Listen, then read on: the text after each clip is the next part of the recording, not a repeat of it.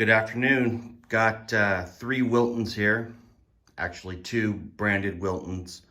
The little vise on the far right is actually a Craftsman, and I believe that to be a Colombian vise. And as we all know, Colombian actually is owned by Wilton now, so that's why I say three Wiltons. Was able to make a purchase at a very good price of this USA made 8-inch Tradesman. This is going to be my primary vise now. It's a model 1780A, made in the USA. This was the vise I have been using for a little while now. This is a Wilton 6-inch, and this would be considered a light duty vise. But I will tell you, for the price point of around $150 off of Amazon, maybe a little more now, this actually is not a bad vise. But this is not a USA made vise. This is I believe it's Taiwan made vise. And so it still does not hold up to the old USA made Wiltons.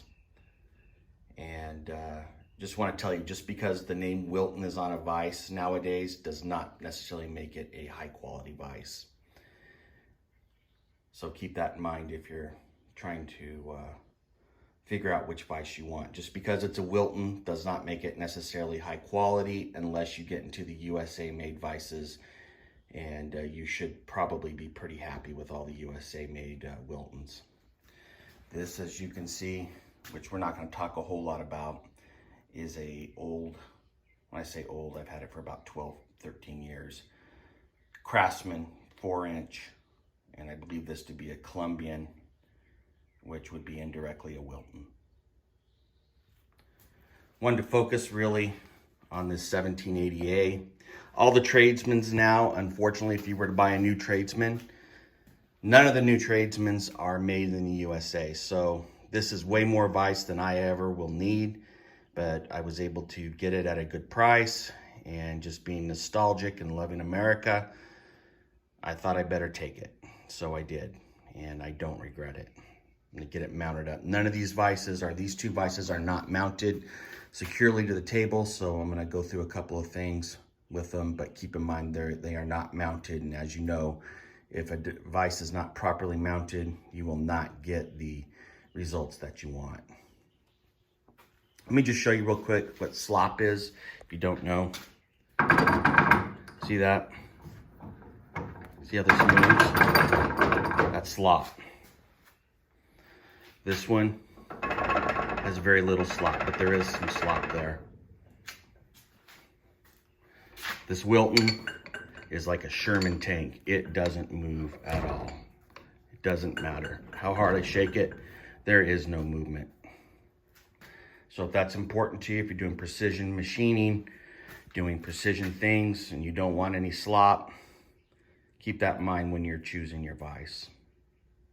I also want to say that if you're trying to decide on a vise, check out Fireball Tools, What is the Strongest Vise video.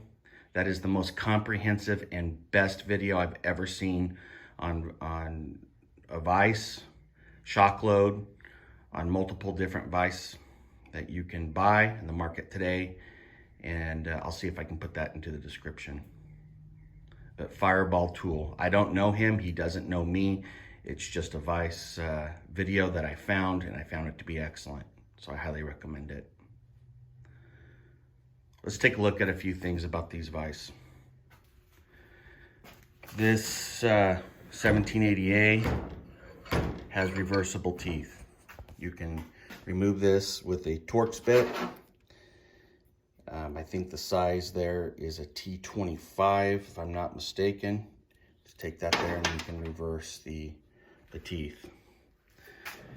This vise, again, at its price point, if you just want a vise for your garage or whatever, this is not a bad buy, but not reversible in the teeth. And what that means, this is not actually the teeth, but this is a jaw that I have. You can see the indentations there. If you flip it around, there is no indentations. Okay, so you're not going to be able to flip these around.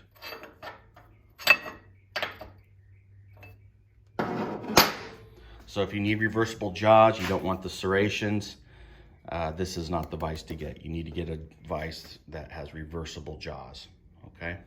Which the Tradesman does. This vise, the Tradesman 1780, weighs about 110 pounds. It's a heavy monster, 60,000 pound ductile iron. And you can tell by the aqua color here, that's kind of the indicator of a US made vise.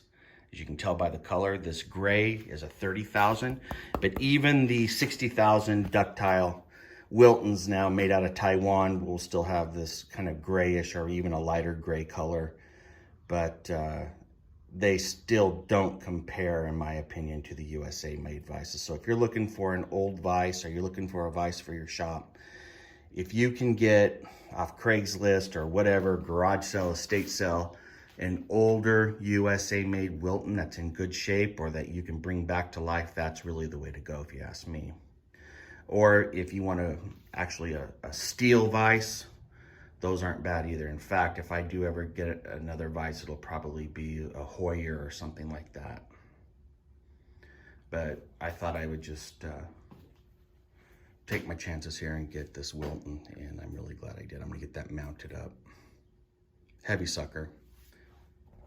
I'm gonna try and show you here some of the holding differences between them. So here we go. I have a piece of steel mounted in here. You can see how I have it. And I'm just gonna tap on it, or actually let the weight of the hammer hit the steel. I'm not adding any pressure. You can see that this isn't going anywhere. And then as I add force, it still really does a great job of holding. Let's see what we can do with its little brother over here. So here we go. Go with the little brother here. And again, this isn't probably a way that you would want to pound on a piece of metal in your vise. This is just showing some of the differences, and this is just for illustrative purposes, not for an actual application. You can see it. I don't know if you can see it moving, but just a few more whacks and it's going to be out. And then if you can see it kind of coming out there, and there it lost its grip. But if I really were to, like I did on the 1780, put some pressure on it, it's coming out for sure. So you really can't compare the pressure, the holding force of these two vises. So keep that in mind if that's something that's important to you. I won't even try with this little guy. You know what's going to happen with that. So anyway, I'm real happy with my USA made Wilton here. Hopefully you found this information helpful in your quest to get your next vise. And again, take a look at Fireball's What is the Strongest Vise video before you buy your next vise. And hopefully you'll come to a conclusion that works for you. Before we go, I think it's worth noting the differences in the pipe jaws. The Tradesmans all have pipe jaws. And these pipe jaws right here do a really good job of holding on to the pipe and not crushing it as you cinch it down to hold. Does a really good job. You take a look at the pipe jaws in here. These are just kind of cast into, not replaceable. They'll get worn down. They mar your pipe. And they do okay. I mean, don't get me wrong. If you're just going to want to cut a piece of pipe and you don't really care about how it mars or, you know, the overall hold, this will do just fine. But if you're doing it and you care about how the pipe is held, how firm it is, and the finish of the pipe, you're going to want to go with this. And these are replaceable too, I believe. So anyway, so the pipe jaws, something to take consideration. This little feller has pipe jaws too, but again, they're cast in, not replaceable. They wear down and they will mar your pipe.